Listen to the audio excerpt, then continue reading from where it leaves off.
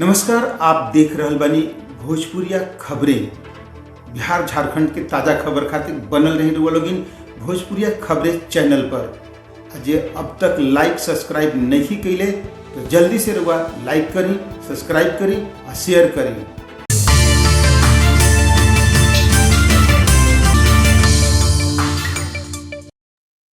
गया के बाराचट्टी में लागल अवैध अफीम के फसल के वन विभाग आ प्रशासन के कई अधिकारी मिलके संयुक्त रूप से कार्रवाई करते हुए ओकरा के नष्ट कैलन।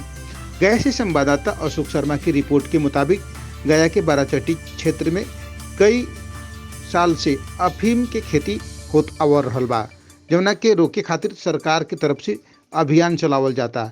यही क्रम में वन विभाग के रेंजर विवेकानंद स्वामी के नेतृत्व में गोही, खजुराइन, अम्बातरी गांव के करीब 4.25 एकड़ में लागल अवैध अफीम के फसल के नष्ट कइल गई।